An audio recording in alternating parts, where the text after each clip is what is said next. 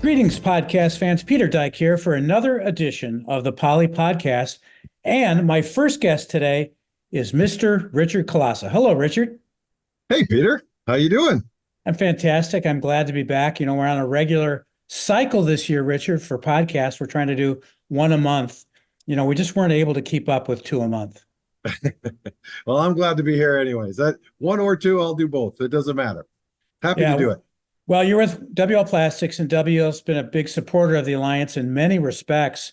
As many of our listeners know, Richard, you've been with me on the road the entire time we've been doing this over the last 13 years. Yeah, a long time, Peter. I mean, a lot of water under the bridge, but we're making some progress, so it's good to keep going. I wouldn't be doing it if I didn't think there was value. That's for sure. Well, you know, when we started, we argue less than a 1% share in the water market, and now we think we're at 15%. Does WL agree with that number?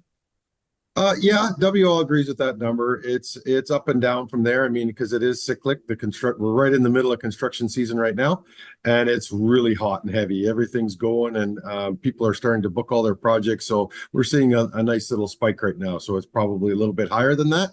But yeah, as a general statement, I think that's pretty good, pretty accurate. Well, most of the people that listen to the podcast, you know, we have several hundred a month, are in the industry, Richard. So they keep track of, this is one of the ways they keep track of what's going on. What's going on with WL? What's new? And what does WL see for the market in 2024? Yeah, well, thanks for asking. Yeah, WL's going through some changes. We've got a mega plant that's just putting the final touches on right now over in Lubbock, Texas. It's going to be a very large facility, mainly used for gas and gas distribution pipe manufacturing, but it is a big one. So now we'll have 3 plants out in West Texas, and really looking forward to getting that one started as well to support that gas distribution side as well. Cool. So obviously, if you're still building plants, you still have a positive outlook on where the market's headed. You betcha. We still believe there is an extreme opportunity in not only the water and sewer markets, but also, like you've seen in the past, conduit's been very busy as well. So telecommunications and also power communications has been very active. So we're trying to segregate these and make sure that these demands are met in the industry, and we try to reduce those delivery times to our customers as well, which is very, very important. It's been challenging, and also on the resin side, you know, there's new resin coming online as well. So there's a real opportunity there to make sure that we don't have a shortage in supply of our raw materials either. So it's really, really positive and looking very, very good for the future. Well, we're excited about that. And, you know, you're now the largest producer of polyethylene. Well, you have been for a while, probably in the world. I mean, I don't have my finger on the pulse of what's going on in the Middle East, but you know, you guys are there, and you know, we're very thankful for your support, but we're also thankful for all this pipe you're supplying to the market so that we can keep everybody satisfied. Yeah, you bet. And it's you know, it's been a long haul for us too. You know, we were, you know, you think about us 13 years ago talking about how we're going to break these markets, and now they're starting to understand the product better. Which I think is very, very important to understand the product before you go into design, and then you can look at your installation methodologies and just move forward on that as well. So it's really, really a good system that we have, because if they don't understand what they're using, it's really hard for them to take advantage of all the benefits that come along with installation and timing and cost savings, etc. Well, Richard, thank you for that. Today, our guest is Todd Grafenauer. Todd's with Murphy Pipeline.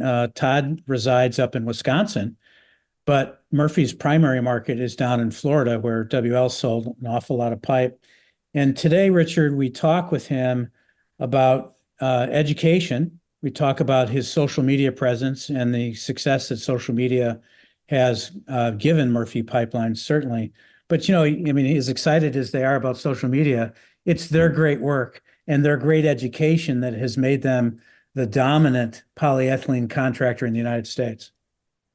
Oh, I can't agree more. When I first met Andy Mayer, the president of the company many years ago, you know, he had very strong feelings about polyethylene and its usage in the U.S. And Todd himself, I mean, you look today on social media, even LinkedIn and all the social media that he's doing, the work that he's doing is just absolutely fantastic. He does such a really nice job. But don't forget, I mean, their people know how to do this. And they are, I asked Andy many years ago, I said, Andy, why don't you double the size of your crews? He says, you know what? I just want to keep it the same so I can keep my quality going the same way. And I don't know what's happening today with them exactly, but I know there was some sales going on, but they just do fantastic work. And you think of the emergency work they did. You think about Arlington Cemetery and all these challenging jobs that they've done, to reestablish force mains or reestablish water mains within Houston. I mean, the list goes on and on and on and on, and never any issues. And in and out of there so quickly. And there has to be cost savings associated with it. And I can tell you, quote unquote, from Andy Mair's mouth alone, he says, I hope that all the other contractors in the country start utilizing that model because it's very value added.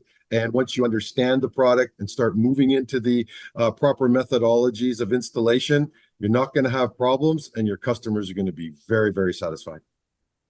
Yeah. So I'd like to cite podcast number 18, which is where I interviewed Andy Mair. And now Todd works for Andy, right? So Todd is Andy's only VP, and he's been with him since the beginning. And Todd tells a couple cute stories about that. And it's really a great story. So without further ado, Richard, I want to thank you and WL Plastics for supporting the Poly Podcast. Let's give a listen to the Alliance's interview of Todd Grafenauer from Murphy Pipelines. Welcome to another edition of the Poly Podcast. My name is Peter Dyke, and with me is my good friend Dan Landy. Hello, Dan. Good morning, Peter. What's going on? Well, it's great to be here today for another podcast, and we have a special guest today. Dan, his name is Todd Grafenauer. Todd, welcome. Good to be here, Peter. Dan, how you boys doing? We're hanging in there. We're gonna put the test today. All the stuff that I've learned from you online. It's good to actually get some questions in front of you face to face. Awesome. Yeah, well, Todd Grafenauer has kind of been my social media mentor for the last 10 years, haven't you, Todd? We're getting there, Peter. Trying to provide some education for the industry. Well, you're killing it. So tell us who you are and what you do. Yeah, so Todd Grafenauer, from a 30,000 foot view, I would view myself as more of a CMO for Murphy Pipelines. Personally, I believe that building a brand for a company is one of the most important things that any company can do. But more into the weeds, a lot of my daily activity is spent working with clients on the front side of projects. Sure. Some of that is well before projects actually get to fruition.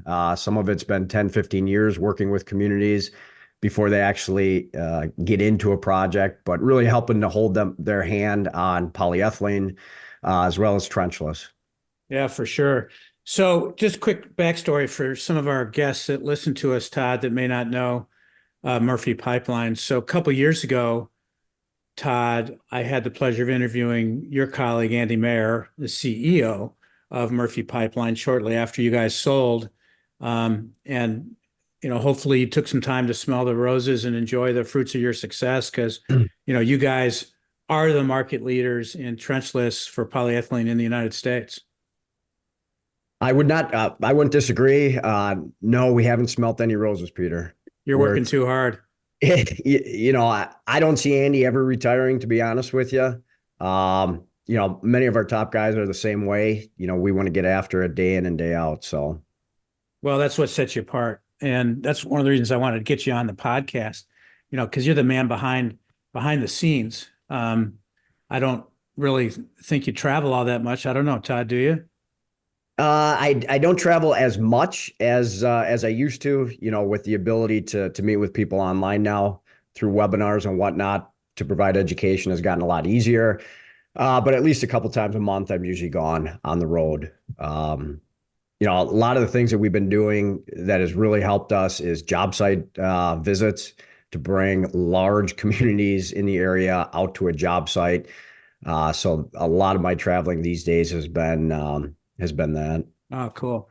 All right. So tell us who's Murphy Pipeline and what do they do? Yeah, so our background, as you know, already working with Andy. Andy has a long history in this industry, going back 40 plus years with British Gas. So his history with polyethylene, his history with trenchless, many of the technologies we utilize were born out of necessity. You know, pipe bursting, swage lining, as it was called then, or compression fit today. These weren't technologies that were developed by billion-dollar corporations looking to make money. They were built based off of a need in the UK many years ago. Andy moved from Europe to the US 22, 23 years ago now, really to introduce these technologies to North America. Looking back to some of the early days with Murphy, we came from humble beginnings. At the time when I started working with Andy was on the job site. We had 4 or 5 other guys on the tools. We had a girl by the name of Amy in the office and myself. And that was Murphy Pipelines for a few years. And as our technologies and polyethylene started to grow in the market, the need was there. So at that time, it was branching into trying to create 2 and even 3 crews. And Andy had to figure out how to transition his knowledge to some of our other construction managers, to really figure out the job site. I mean, you talk about our humble beginnings. I mean, we all had holes in our boots for a number of years. My first AWWA show was in 2003 up in Appleton, Wisconsin. I had to borrow my dad's car to get there. All the money I had, I spent on the booth and a banner. So I'm up there at night. I didn't have money for a hotel. I had $3, Wow. went to a local bar, bought a shot of the highest alcohol content I could because I had to sleep in my dad's car that night.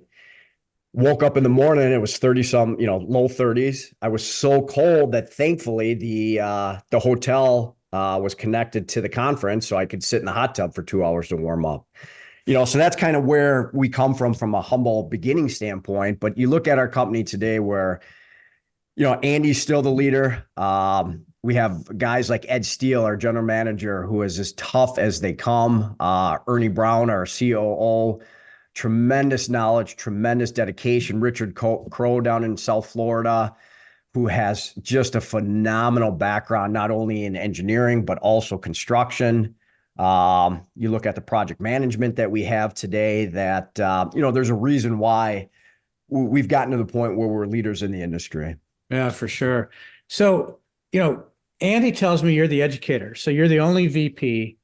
And, what comes first? I always tell Dan, I say, Dan, you can't teach people 2 things new at once because that's not how the process works. I mean, so what do you do? Do you teach them polyethylene or do you teach them the method? How does it work for Murphy? Yeah.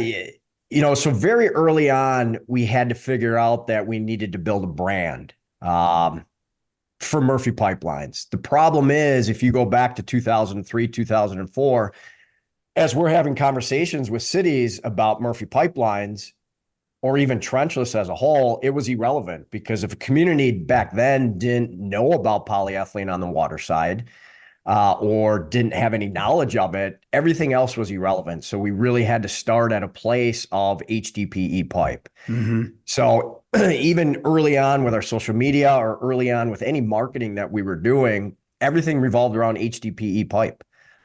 We had to get there first before we could start talking about the value in trenchless or anything about Murphy Pipelines. So that's, very early on. And we still continue to do that today of really focusing on building a brand for polyethylene, trenchless, and Murphy Pipelines. Yeah, well, it's great to hear that. When we do our road shows, and I know you've been a special speaker at several of them, we always start with polyethylene, then we get to the methods. Absolutely. And we always start with a fusion. And my guys say, Peter, why are you making us bring another 26 machine? I said, because we got to do a fusion, and I don't want to do it on a little 1.4. I want it to be as big a machine that we can carry in the back of an SUV as we can, and we have to show fusion. And a lot of our distributors that we do these shows with, they don't, and if we're not with the truck, Todd, we're asking that guy to bring a 26, and not 2-inch pipe, right? Mm-hmm. You want it to be 4-inch 17, not 11, because it takes too long. Right. So, Another thing which I noticed you guys have done is sometimes you take retail space in the town that you're working in. Help me understand that. Well, it's being a part of the community for everything that we're doing, right? When you look at building a brand, it's not necessarily, it has nothing to do with sales. And that's some of the mistakes I think you're seeing other companies make, whether it be social media or in other aspects, but it's to hold our breath as long as possible, to provide education and or entertainment is really the only two forms. And once you get to the point where you have boots on the ground within a city, it's to become part of that city. And it's so interesting that while we may have done a job or two for a community, once we get there, and sometimes it takes 5 to 6 to 10 years to actually get there to do the job, once we're there, communities don't want us to leave. They can finally see the value that both polyethylene and trenchless provide for them. So it's usually a long-term commitment, not only from the community, but from Murphy Pipelines as well. Yeah, pretty incredible. You're, you and let's just talk about social media for a second. You've been a leader there. One of the things I'm amazed is how much great video you have. So what do you give all your guys a video camera or just say, take video and send it to me? How does that work?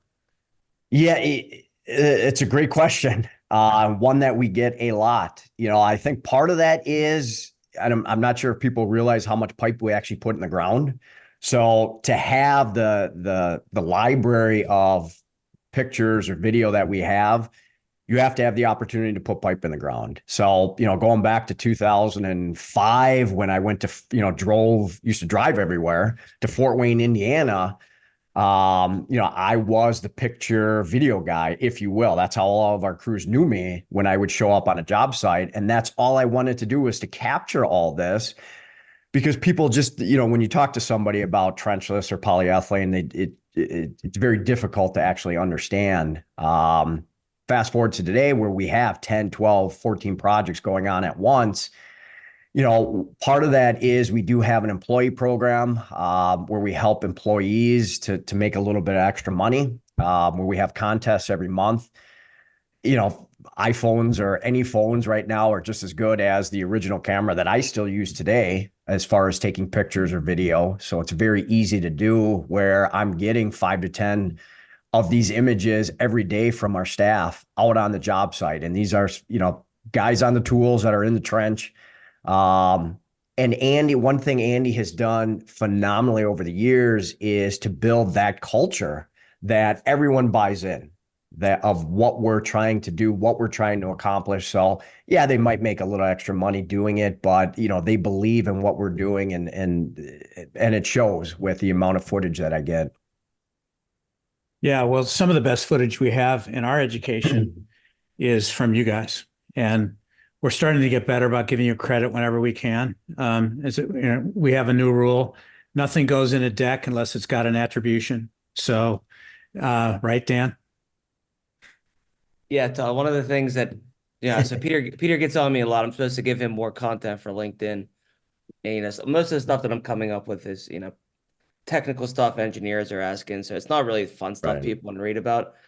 He got mad at me the one day, and he's getting all upset. And he goes, "Listen, I'm not Murphy Pipeline. I can't just go take a video of the coolest projects and put them online every week." And I was like, "All right, I get it. Right. There's a reason why we don't put our logo on our pictures. We never have, and we probably never will. Copying is the biggest form of flattery. You guys can use our stuff all you want. There's companies that have to put their logo on everything because they're scared somebody might use it.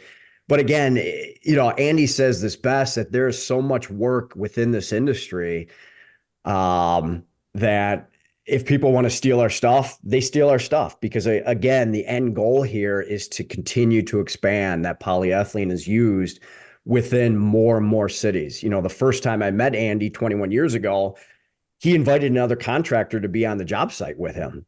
A contractor that we're still friends with today.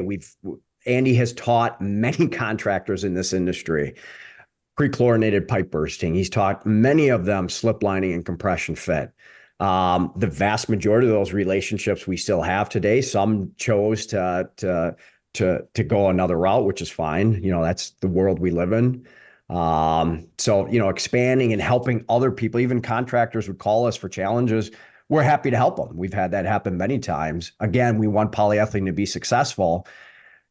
Going back to even before I started working with Andy, you had the cowboy directional drillers that came after the telecommunications boom, where they would drill, 2,000 feet of HDPE in. They'd have another job the next day, so they'd have to make that connection that night. So they'd leave to go to the next job site, and that connection would fail because they didn't allow that polyethylene to relax. Well, now we're going back to having to re-educate these communities on proper methods and standards. So failures in the industry set us back. If we can help communities, contractors, anyone, we're happy to do it. Yeah, before we talk about the failures, let's talk about some of the successes. But I like to say to Dan, we learn more from failure than we do success. So absolutely, let's talk about those. But central to your success has been education. What is a typical educational, like if you see a city's got a capital program and poly should play a role, what's your typical educational approach that you'll take? Yeah, so if you look at the market today of where polyethylene is doing very well, I think it's really twofold. One is a lot of these communities that we were talking to 20 years ago are using a lot of polyethylene today. So you see that education works. I think the other reason is based on the need for polyethylene. We're starting to see people that are very high up, such as mayors, that are dictating to the utility folks, look, we got to stop using piping systems that are going to fail the same reason of why our existing infrastructure is failing. And when we look at AWWA Water Research Foundation, there's two main reasons of why a water main would fail: corrosion and ground movement. And when you look at where we are today with our environment, whether or not you want to believe in climate change or not, the fact remains of some of the worst hurricanes we've seen happen last year, as hot as some of the U.S. is getting, as cold as it's getting, drought conditions, wet conditions. We are seeing people reach out based on the need of some of these coastal communities because they're getting storm surge during some of these events. So soil liquefaction causes failures. They're reaching out for polyethylene. Drought conditions, very hot conditions, they're reaching out for polyethylene based on these needs. So again, some of these communities, it is somewhat of a short cycle where they're searching for piping systems that aren't going to fail of why their existing infrastructure is failing. And, a shout out to both yourself, Peter. As I look in the industry over the last 10 years, you have the PE Alliance that actually goes out now for that educational piece that we were missing, where people can actually put their hands on stuff. That has been phenomenal for this industry. And then secondly, I would reach out to Camille with the PPI and his formation of the Municipal Advisory Board, where you have, if there's been failures, if there's been challenges in the industry, Camille puts a task force together to go out and try to solve the issues behind that. We had chlorine issues. Now every polyethylene is made with CC3 resistance. Even if you look at the evolution of polyethylene, where the third generation really solved rapid crack propagation, fourth generation really solves slow crack growth.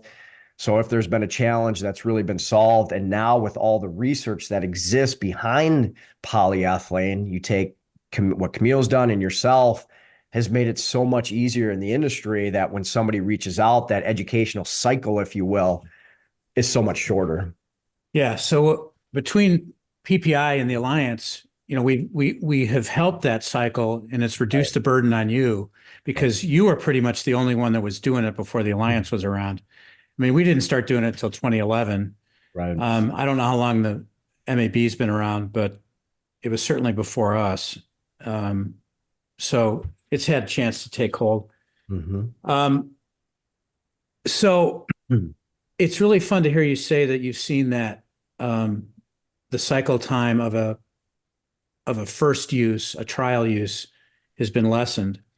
But I've also heard you say that sometimes it can take 8 to 10 years. Mm-hmm. I've seen the same thing too. Dan and I just had a big win in Seattle, and that took 6 years to get us approved as just a basic product to go in the water main system after some very successful high profile projects up there. So yeah, it does take a lot of time. In Florida, we've done a bunch of research, and our research tells us that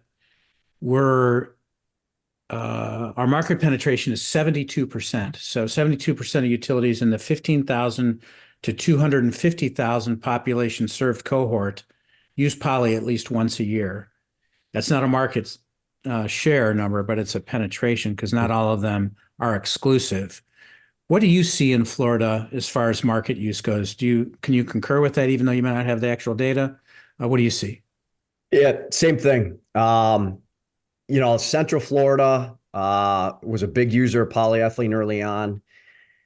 Since then, South Florida, there were some communities that had some resistance. They were still used. There were actually some, if you can believe it, ductile iron communities down there. And these were communities that would put ductile iron in that would last 15 to 20 years. Florida is an island. The water table is so high. You have very acidic soils because of the salt water. And their ductile would last 15 to 20 years. So I think over the last 5 to 8 years, polyethylene has really saturated South Florida.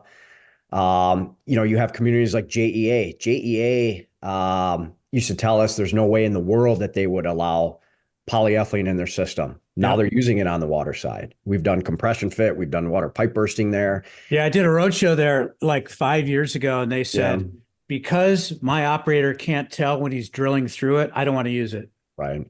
I'm like, okay, then don't use it. Be a laggard. And now they're using it. I mean, that's fantastic. Yeah, and and every community is a little different. JEA, I think, was one of them where we needed a change of management. We needed some of the dinosaurs to move on and to get new people to move in. So, there's a lot of reasons why they may adopt a new piping system. And JEA specifically, I think that was it. And then lastly, the west part of Florida, the West Coast was probably the last. They were using plastic. They were using a lot of PVC in that area. And like a lot of areas, we needed a champion, which we found in Tampa, and they're starting to use all polyethylene. You start to see communities surrounding there starting to use a lot of polyethylene now. So there's really not any areas left in Florida that aren't saturated. Yeah, Fletcher's done a great job with Isco Industries. I know you've worked with him quite a bit as well. And we've got some exciting things going on in that Tampa area, certainly. We've also seen some movement in Lee and Collier counties. Personally, we've worked on jobs with those two entities. So hopefully you're going to see some of that work. Yep. Awesome. I want to hear your... Yeah, go ahead, Dan. Jump in real quick. Todd, can I ask you some job site specific questions that we've been kind of refining our messaging on? First is, if you tell someone that their pipe type fails, and you're bashing it, people aren't very receptive to that message. So I've kind of pivoted towards the conversation of, hey, let's understand how your pipes age. And then I translate that into trenchless technologies. Could you walk us through, what pipes you're most typically slip lining or bursting and kind of how they age and when it is and is not a good option to rehab? Yeah, so I guess number one, from an educational standpoint, we don't talk about other piping systems. We just don't. I don't think we've ever put down ductile. We've never put down PVC. Now, what's interesting is because we're a contractor, we can install any piping system that we want, and we have. We have tried installing ductile iron with pipe bursting. We have when the blue material came out in 2005, we put a lot of it in with pipe bursting. And there are very, very specific reasons why we no longer use those piping systems. So if community wants to know those reasons, obviously we're happy to share them, but we definitely never start with putting another piping system down. And as an industry, that's one of the things I don't like when you look on social media, when somebody would start with putting something down. That's, I don't want to name the other agency that represents another piping system, but that's all they do is put other piping materials down, which, I know we're not supposed to swear on this podcast, so I won't, but specifically, I think it goes back to, when we look at the adoption of HDPE and trenchless as a whole, and why some of the largest communities or largest water and sewer programs in America are continuously selecting polyethylene and trenchless, it's really twofold. Number one, it's the program value that polyethylene and trenchless deliver, right? So when we look at a 30,000-foot view down, the program value of these technologies is we're following the existing utility path. So that significantly helps to reduce engineering. Number two, the speed at which we can complete these projects. And number three, all these very large programs are occurring in urban type environments. So paying attention to community impact. So, we like to say that, we maintain a community's way of life as we're replacing water or sewer infrastructure with these technologies. But the second reason why these methods are being continuously selected by some of the largest programs is the infrastructure value, which kind of speaks specifically to your point, Daniel, in that these communities want piping systems that aren't going to fail of why their existing infrastructure is failing.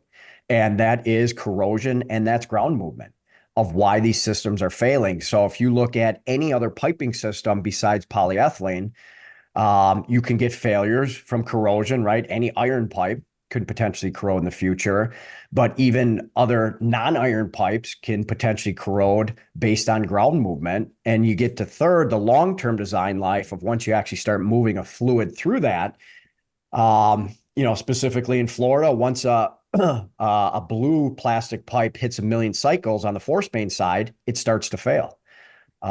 Again, going back to the research and development that's been done for polyethylene, some of the latest research we're seeing is there is not a force main system anywhere in North America that will cycle enough times over the next 100 years for that polyethylene pipe to fail. So, yeah, we can So let me see ask you- 15 million cycles before failure. I mean, we don't even see the pipe. In fact, Todd, that tested at 15 million cycles tested new. I mean, it didn't fail at 15. Dan, go ahead.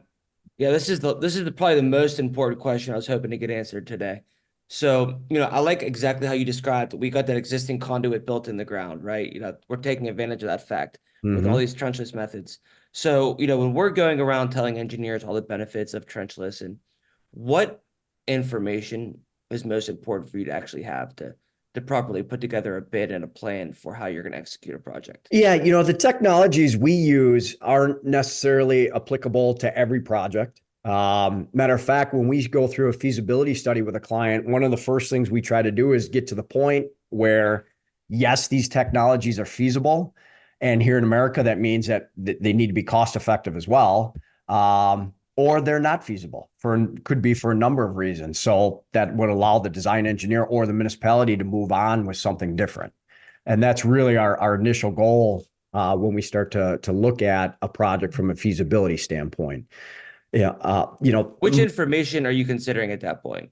What is like some common stuff you'd like to have answered going into the meeting? What should they have prepared? Yeah, for us specifically, looking at more of a general view, the vast majority of urban type projects will traditionally make sense for us. Once a client is looking to replace a water main in a farm field where there's no benefit to trenchless as a whole or restoration efforts, that's where open cut traditionally makes more sense. But really any type of urban project is going to make sense, whether it's HDD, whether it's pipe bursting, slip lining,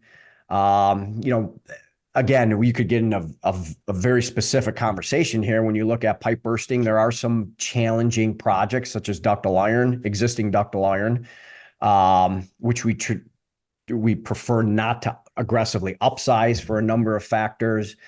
Most transmission main projects, if a client needs to go from a 30-inch to a brand new 42-inch for flow reasons, compression fit or slip lining aren't going to be feasible candidates.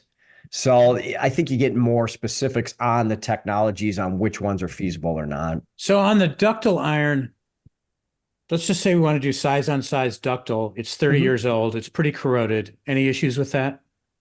Usually size on size for pipe bursting for a distribution main, we will take on. One of our questions is what class or wall thickness is that ductile? Class 54 or thicker, we traditionally have stayed away from. And that's because of our own experience. number one, you're splitting it with a glorified pizza cutter, but that ductile, no matter how corroded it is, still will have some energy to it and will want to come back together. There are some newer methods that we're using where we're actually even replacing corrugated metal pipe now with static pipe bursting and pulling in HDPE. 10 Wow, plus didn't years, know about that, Todd. 10 Let's go plus back to years that. Let's go back to that ductile. You got a 12 o'clock pizza cutter at the top. Yep. And do you run a second one at 6 o'clock or do you just run the one? You can run as many as you want. Generally that ductile, you're only going to split really in one location. And the problem is after you pull through, and again, you can elongate your bursting head, which helps to keep it open. But depending on the wall thickness, if there's energy to it and it comes back together, the risk is you can split in the new HDPE that you're pulling in. We've had it happen before. So, and it can also, there's a number of factors. You can look at soil conditions. Sandy soils are easy to burst in versus some clays, which clays aren't going to expand as much. So it may be more of a project specific question than an actual generic question. Okay, so a lot of guys have used this word developmental that was in the literature 15 years ago. So they're thinking, oh, we're not going to do ductile. But you, in fact, are doing ductile in the right situations. Correct. The older and the more tuberculated, the better. Is that correct? Yeah, I would say that. And tell me about this corrugated metal pipe. So CMP, you're going after that now. Does it have to be a specific size or any soil conditions that are appropriate or not? The vast majority of our projects so far have been in the 16 to 20 inch diameter range. There've been, storm drains, and communities may come in, excuse me, and use other trenchless methods to replace the vast majority of their storm drains, but they may have a collapsed section, a 200-foot section of a collapsed. A lot of these are going in between homes that may run through a drainage pond. And they just, if you have a collapsed section, you can't use open cut, you can't use CIPP, so you're very limited. So we've started having success with replacing size on size again. So 20 on 20, existing CMP, pulling in a brand new 20-inch HDPE pipe. So what happens? Does that pull head open it up? Correct. Yeah. So very similar to ductile, what we're looking to do is to expand it and to keep it expanded for a little bit longer than you would if you're replacing PVC or cast or AC pipe. And your equipment's got to be, strong enough to pull that pipe into place. We actually did one for Hillsborough County where they slip line it with an 8-inch HDPE about 6 years ago as a temporary solution. And we came in, we actually split the HDPE, split the corrugated metal, and pulled in a brand new 20-inch HDPE behind it. So It didn't cave on you? No, it did not. So, again, the advancement in I think the equipment has come tremendously over the last 20 plus years. 20 years ago, some of these contractors were building winches just to handle some of these large diameter projects, where now that equipment exists in the industry. The size of the HDPE exists in the industry. There's not much left that really can't be accomplished. Have you worked on any 4811 projects? 48, what does that mean? 4811? 48-inch diameter DR11? We've done quite a few 48-inch with DR17s. Okay. We've heard of several projects that have been DR11. Excited about that. We haven't written them up yet, but we hope to get to them. Awesome. Dan, does that cover your questions? Yeah, I got one left. And Okay. This popped up from something you were saying. So there's very few things the industry doesn't agree upon. Are you guys typically grouting your slip lines? That's a great question. So if you go to Europe and most parts of the world, they're not grouting the annular space. They want that HDPE to be flexible within that hose pipe. Here in the US, most clients want us to slip line the annular space. And now if you would ask them why that is, grout the annular space, you mean? Yeah, grout the annular okay. space, correct. Most clients will not really give you an answer of why. We've done slip lining projects in the medium diameter range where there may be a potential for connections in the future. We got calls 15 years later that said, hey, how do you cut through the grout? We need to make a connection to that HDPE.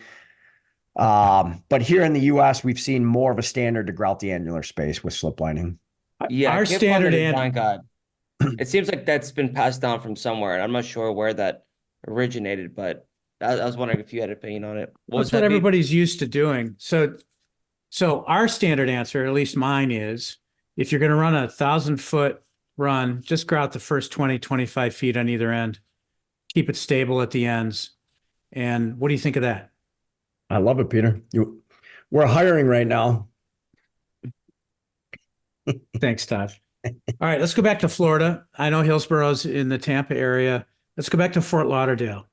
So before the big disaster where the force main failed into the intercoastal waterway, Which one? They've had quite a few of them now. well, the 40, was it 48 inch? The 48 and 54. Yeah. They came to a road show that Fletcher and I did, and they sent like 4 engineers. And that was like 6 or 8 months before the big one failed. And this was, see, it's 2024 now. This was probably 2018 or 2019. Does that sound about right? Sure. So then it failed, and at least they were at that event. But I know that you were educating them before they came to the road show, because this wasn't their first rodeo with polyethylene. But anyway, we played a small role. Then you came in and got that job with Mancini. Was it Mancini? Yeah. And you guys killed it and saw a $65 million project. Then we did a road show in 2023 with them, so that you were done with that project. They sent, what is it, Dan, 20 people to that road show? I went to the football game last year instead of going to the Florida road shows. Do you Oh, remember? wait. Oh, you weren't there. Oh, I thought I just heard you say you were at every road show in 2023. Monday Night Football in the Pittsburgh. Yeah, he's got a friend who's on the team there at Pittsburgh. That's all right, Dan. So they said at that time, and perhaps, I mean, you were central to their calculus on this, that they're all in on polyethylene, and their capital plan is mostly polyethylene now. And there were senior engineers there. 100%. Yeah. And, Richard Kroll, I'm not going to take any credit for anything down there. Richard Kroll has done a phenomenal job just in South Florida in general on helping clients to be educated on polyethylene and trenchless. So he's the man down there. Well, it just gives you a sense of the industry's combined work. 100%. So Camille's work with MAB, Yep. you guys on the ground doing the work, the Alliance preaching the gospel at the various events. And here's a 3-way partnership. And then you have an audience that's willing to listen. Right. For whatever reason. You got to have a reason to change, as you said earlier. Their reason was we were tired of the EPA fines, and we're smart enough to know that we shouldn't be polluting the intercoastal waterway. 100%. So it is working. Yet we still have a 15% market share, but it's Right. probably 25% in Florida. Market penetration 72%. Florida is our best state for poly in the United States. Would you agree? I personally would, yes. Now there's some other ones that are getting to be close seconds. So to that, Michigan, Andy and you were involved not only training contractors, but doing work up there. We see about a 36% market penetration in the state of Michigan. We keep getting great projects up there. We're going to be up there with Brandon Hostler doing some work. Although your home state of Wisconsin seems to be a laggard. Tell us about Wisconsin. I don't spend any time here, Peter. They're all dinosaurs up here. Well, Milwaukee's like Chicago. I mean, it's just it's going to be a long time until they take any, important action on the water and wastewater side. Meanwhile, it's good enough for gas, but it's not good enough for water. Right. Which is just. And we have done a few projects in Wisconsin. We helped Madison Sewer with a compression fit job a few years back, replacing a 36-inch PCCP sewer force main. University of Wisconsin Platteville has a lot of HDPE in their water distribution system throughout campus. So we have done some projects, but I would agree, Peter. There are some areas of the country that have a long way to go, and part of that is education. Who's up here? I'll be the first person to tell you, I haven't been in a city's office in a number of years up here in Wisconsin. Okay, so we've established Michigan and Florida. What's number three or what's number two? Yeah, there's again, I think it goes back to either where we've been educating communities the longest or really who has the need based on the extreme weather events that we've seen over the last 2 to 3 years. So you have some coastal communities that, due to hurricanes, are putting a lot of polyethylene in the ground. And you also have some cities or communities in the central part of the U.S. That have been experiencing drought conditions that have seen their failures go through the roof. You know, you look at certain areas of Texas that have had their water main failures go through the roof. Even looking up in the Northeast, I think is really the next market where you're going to see polyethylene explode based on a number of factors. It's going to be it's going to be a fun market just because of what's been there the longest. It definitely was polyethylene. Yeah, it's fertile territory. They're not quite ready yet, but I see Texas as number two or three. Sure. As far as market penetration. What are the states that Murphy's active in? I've heard Andy talk about Georgia, South Carolina, certainly Florida and Texas. What are the states that you think, or tell us, where is Murphy operating? Yeah, right now, Florida, Texas, Nebraska, Michigan. We have a number of jobs, a few select ones in Canada. Up in the Northeast, we're doing work. Indiana.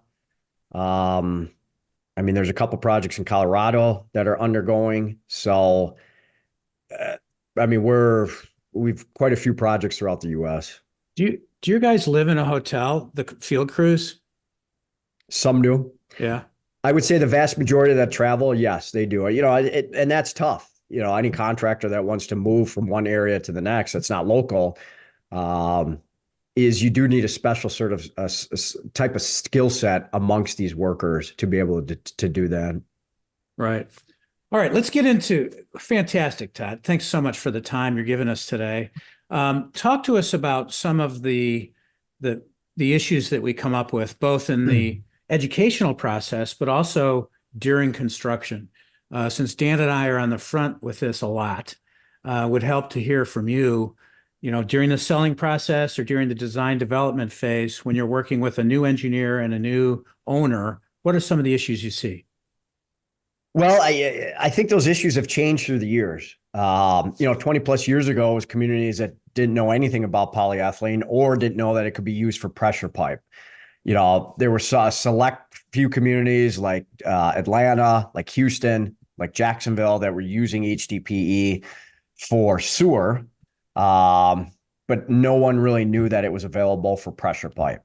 So that was a whole new ball game where that was really starting from the beginning. One of the things that we do try to do with some of our either social media or some of the other marketing things that we do is, we've been doing this for 2 decades now to understand what a lot of those initial objections could be. Again, focusing on 80% of the things that we do on social media is education to continuously help these communities understand what those answers are before they even ask those questions. And we have a number of other programs in addition to social media that we want to continuously be in front of these engineers, in front of these cities to help them understand polyethylene overall. So by the time we get to the table, when it's time to educate them further on HDPE, the vast majority of those initial concerns that we used to hear 20 years ago, to be honest with you, aren't there anymore. So we are getting more into the weeds on projects where we're being asked very specific questions, whether it be an O&M or operations and maintenance type question, how to make connections to large diameter polyethylene, which is a little bit more advanced because some of these large diameter mains every connection may be a little bit different depending on the connection itself or the project itself. So I've heard you speak to the issue of, hey, if we fix this 1,000-foot run, just beware, beyond it is where you're going to have your next problem. Mm-hmm. Why is that? Well, when you protect one part of the system, you're changing the flow, you're changing the pressure, you're changing the surge events a little bit further up. So whether it's an AC system, which is if you're not replacing the entire neighborhood that's made of AC, while our crews right after a burst, and once we go live again, you're having failures almost immediately. We've seen it for transmission main systems too. Even old cast iron, which might be very thick, but that has lead joints. As soon as you replace your 1,000 feet, even though we may be getting to it the next week, you'll start to see failures. So just changing part of the system and protecting it has a large effect on what's further up the system based on pressures and surge events. So you warn them. We do warn them, yes. Yeah. And, you look at this industry and how far it's come. I mean, when we started in the industry, I mean, we were doing $250,000 jobs or maybe replacing 2,000, 3,000 feet. By 2017, 2018, you're doing a couple miles at a time. Today, every community has the need, but these communities are getting after it. We're seeing 100,000-foot projects where they can go in and they can actually replace 3 or 4 entire neighborhoods at a time.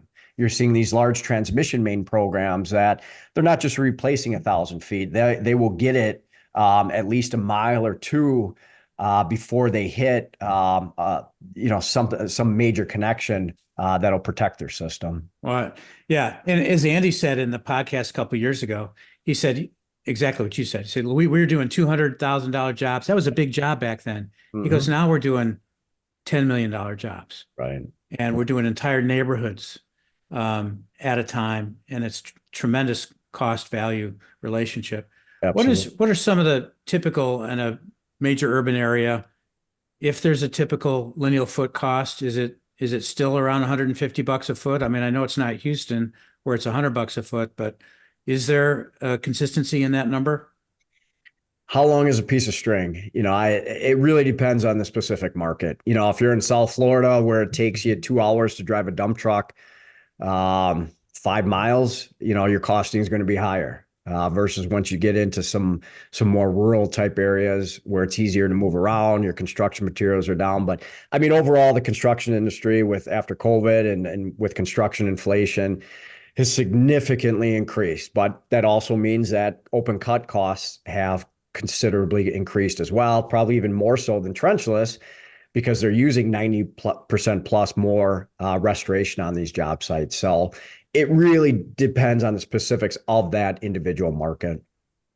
So a couple more questions, Todd. You guys are doing, you've got a lot of crews out there. What are the consistent construction related problems that you see?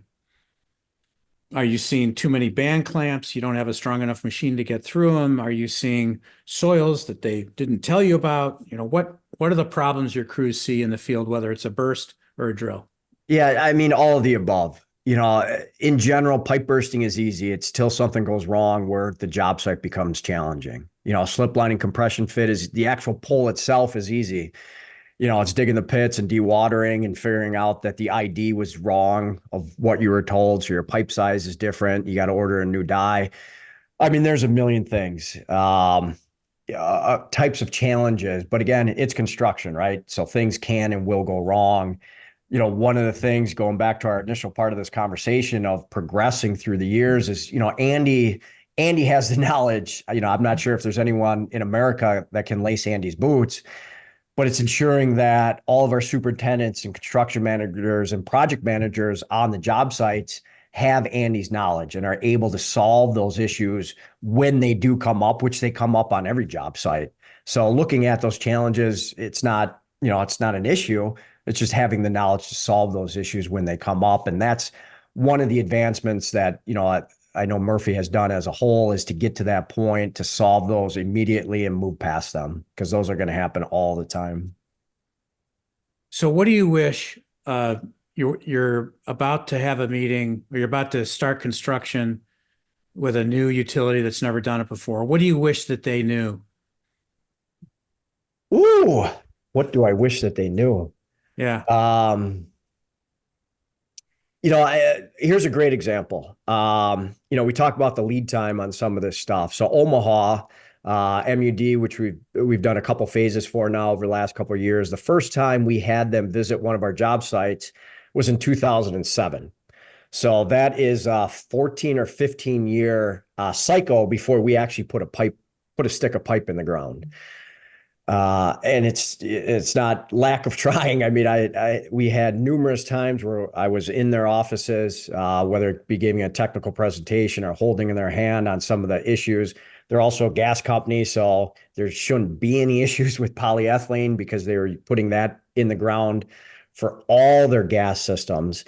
So it's an amazing transition that when you start putting pipe in the ground, not only opening their eyes, but now being asked not to have our crews leave because of the successes that polyethylene and trenchless has had for that community. And I'm not sure what it would take to quite honest with you. If I had that, if I knew, I would be a lot more advanced in everywhere. Sometimes it can be a number of factors. It could be managerial changeover, which sometimes it does take. It could be having the right spending program, right? Everyone has the issues. It's who has the money to spend on it. So maybe they just transitioned, and that's part of what helped them is they're starting to finish on the gas replacement. So now they can start spending their resources on the water side. And again, it just took time. It took staying in touch and continuing to build the relationship. So Well, I think Jared Sfigera speaks very highly of you, and you obviously did a great job. He spoke at our showcase conference here last December. awesome. Very talented guy, and speaks very highly of Murphy and your good work. So good job there. Dan, any other questions for our good friend Todd Grafenauer? I do. I don't want to hold you all day, but I do have one specific question. You kind of broached the topic earlier. How specifically are you guys tying in on these large diameter legacy tie-ins? So you're connecting to ductile or steel, something like that. Not steel, so a belt and spigot system. Are you guys restraining a few joints up? I know you mentioned that part of the system will have some failures. Are you typically upstream restraining? Yeah, we are. Unless a community has the opportunity to continue replacement, but when we're tying in, yes, we are making sure that we are helping that HDPE to become fully restrained, even though it already is fully restrained. So your typical connection with large diameter is either going to do a downhole butt fusion with either an MJ adapter or a flange adapter, which in general is fully restrained, but we will add some type of pouring a dead man or thrust block in that area. Okay, this On is the something me and Peter polyethylene side. Right. Yeah. we've been going back and forth on this a lot because so why do you think that is? Do you think it just These gives are you a large. little bit more protection? These are large diameter mains. There can be a lot of power behind these systems. Yeah, So, and makes sense. you guys, I don't know if you have Harvey on. I know Harvey Svedlik has done a ton of research. He'll talk to you the entire podcast if you want about thrust restraints or pouring dead men. And the actual calculations and math and science behind that. We'll let him talk to Dan. Let's talk about service connections on the water side. Yes. I've noticed several of your posts, which I'm not a big fan of, show mechanical connections on the HDPE pipe. That's right. Is that because they want it, or is that because that's the easiest thing to do? Yeah. So if you want to quadruple polyethylene's market share, stop telling every community they have to fuse every connection, and you would quadruple it overnight. But we do not go into a municipality and say that you have to do one way, you have to fuse like the HDPE industry tells you have to do, or that you have to use mechanical. We really try to educate a city on all the different connection methods. And again, this is for distribution piping. Transmission piping, we are fusing everything. But for distribution systems, we educate communities on all the different options that exist for polyethylene. So that would be mechanical as well as fusion, and really allow them to make that choice themselves. And there are some big differences based on cost that they need to consider based on longevity of the system, design life. I mean, creating 100% leak-free system in theory, excuse me, is a phenomenal system. I mean, you just simply can't argue against it. But there are actually some negatives with that, such as all the training that needs to be done, because this has to be, if it's going to be leak-free, it's got to be done properly. So there's training and costs that go with it, the cost of the fitting itself, the time. will take longer. So we do enter all that into the conversation, allow them really to pick. Got it. Well, we do get a lot. I mean, some of the most active questions we get, in other words, frequency, are how do I repair it? And can I put a mechanical on it? Right. And we say yes, we're carrying mechanical choices for them. So, Right. but we do try to push the all fused joints and a fused service connection. And then on the flange connections and repair, when they say to you, how do I repair it? What do you say? Well, it depends really on the size. So if it's distribution size piping, the answer would be the exact same way you repair any other piping material in your system. If it's medium to large diameter, that connection would have to be fused. Got it. And what are you seeing on the transmission market? Are you seeing larger, bigger polyethylene? We're competing with steel and PVC. Are you seeing more opportunities there than you did just say 2 years ago? Yeah. So, one of the interesting thing, that again, you have to give it to Andy is looking ahead in the market and what's next. So back in 2005 was really the first time that we started looking at transmission main systems. Again, when we started 2001 through 2003 for Andy was all distribution. And if you look back at the industry, that's really where municipalities were focused on. And you started to see a transition by the late 2000s where some clients were starting to look at transmission main replacement. And that's where we started to invest more heavily in R&D for compression fit to bring that to the market. So really over the last 15 years, we've been focused on there. But again, just like distribution main system projects have been expanding, yes, over the last 2 years, you have seen an incredible commitment by some of these municipalities to get after their transmission main systems. So that means, some of our biggest challenges back then were just having the pipe available. And we were extremely limited on the wall thicknesses and the sizes. But now with Agra making up to 138 inches, if we would need it, there's really, again, goes back to our conversation, there's really nothing left in the industry that can't be accomplished with polyethylene in today's market. Yeah, it's exciting. We're seeing it too, Todd. Yeah. 48 and above is just, we're regularly part of the conversation, whereas before it was pretty much PVC and steel. Right. And, hats off to our industry for creating resins that can go to 6 inches thickness, and Agru for showing up and making 11-foot diameter pipe. What? That's just a fantastic story, and we love telling it. We actually have 2 webinars coming this year just with Agru on big pipe projects and how and why, and we're excited to be putting those together with them. Well, any last words, Todd Grafenauer, coming to us from Milwaukee, Wisconsin? Go Packers, baby. They're going to be tough next year. Wow, that's what you said last year. The Packers are good this year. Yeah. No, I mean, look, this is one of the best industries to be in, bar none. You look at what's being accomplished, the lead removal program, for polyethylene service lines. Again, we need to go back and educate these communities. If we do polling on our social media on copper or poly, if you're replacing, and there are so many people that are picking copper, and the question is why? Well, we have pinhole leaks. We have, all these things that have been addressed 20 years ago. Again, we need to go back to education on polyethylene for even service lines, but it's a great industry to be in with the spending that's coming for distribution, transmission main systems. There's really no other place I'd rather be. Well, not to keep it too long, but the whole service line thing. I mean, the EPA's got a thing called the lead and copper rule. Mm-hmm. Copper is not good for you. I mean, it's a toxin.